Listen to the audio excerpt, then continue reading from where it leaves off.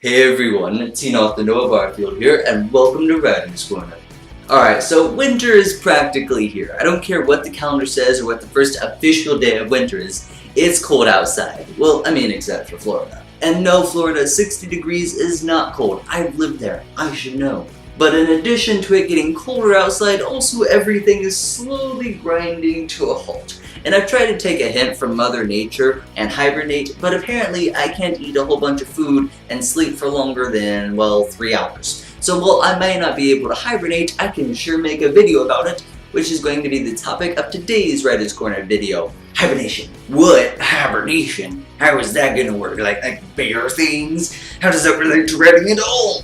Well, we're not going to be talking about hibernating animals. We're going to be talking about hibernating your characters. At some point in your writing career, you have probably just pushed one of your characters off to the writing equivalent of the event horizon, and then pulled them back whenever it was convenient.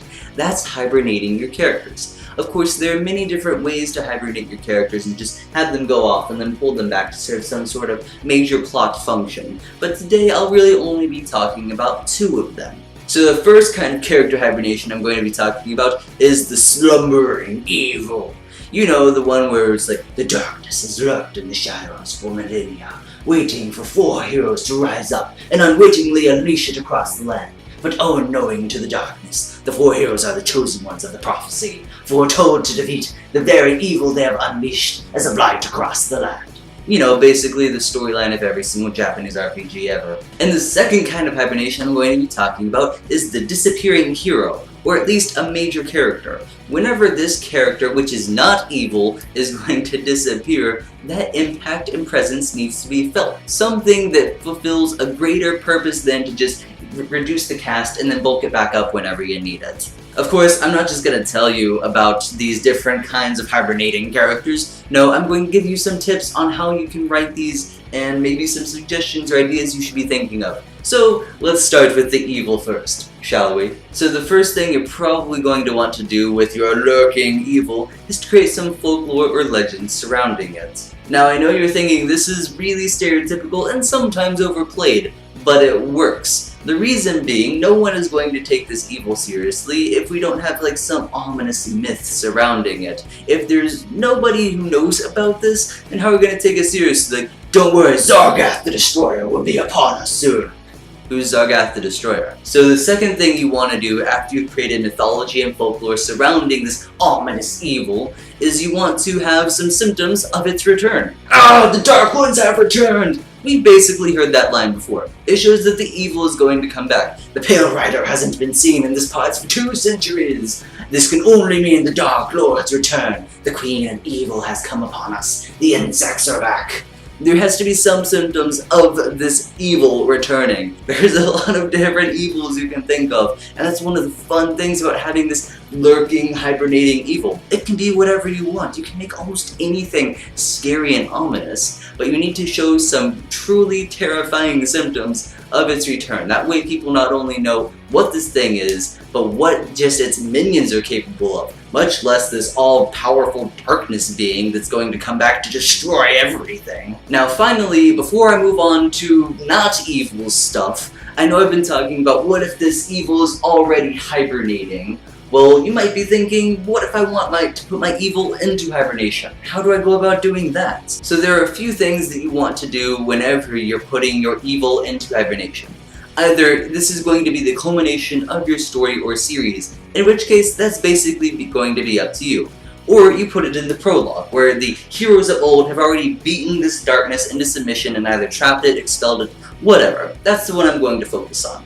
Commonly, whenever you have this instance, there needs to be some sort of noble sacrifice on the part of the hero or heroes, meaning they need to sacrifice themselves. There needs to be something for the greater good that they do to dispel this evil. The evil needs to have the appearance of being gone away, but there needs to be this intense, flashy, climactic battle. There needs to have impacts across the land through this. You need to feel those impacts throughout the main part of the story, and there always needs to be the ominous hint that this evil will return. Perhaps not in the same form, but return it shall, and the heroes have only delayed the inevitable. Now moving on to the not evil things! So I have a couple tips for you on your heroes and characters and all that, and putting them into hibernation and then pulling them back out of it. You need to have some noble sacrifice, like I've mentioned.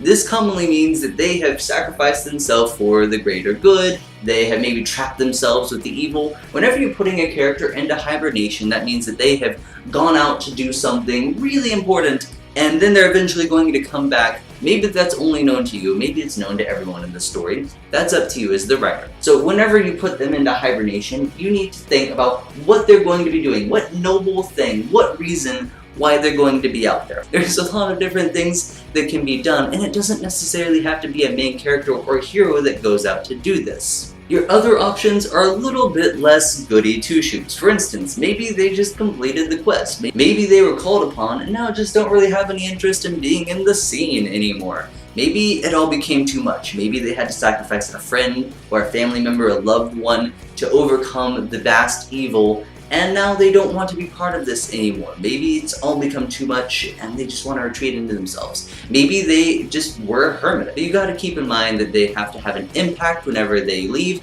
and whenever they come back, and it has to serve some important function. You can remove characters from the story, yes, but if you're going to bring them back, it needs to be for an important plot-driven, or at least super important character-driven reason. So, before I end this video, I just want to cover the main point of it all, that it being that this is the inevitable return.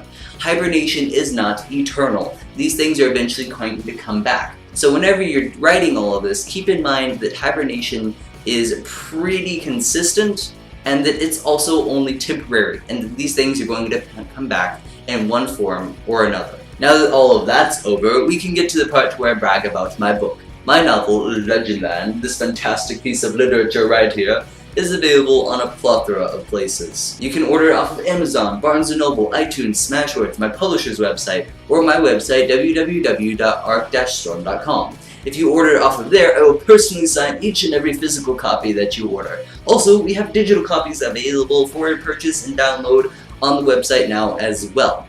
If you feel like, I love his book and I want to know more about him, well, follow me on Facebook and Twitter. I'm also on Goodreads and Wattpad, where if you feel like getting a feeling for my writing style, that's an excellent place to start.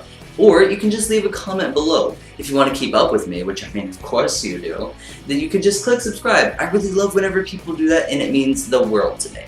Thank you for watching. I hope that the cold isn't being too bitter to you unless you're in Florida, in which case you can really just suck it.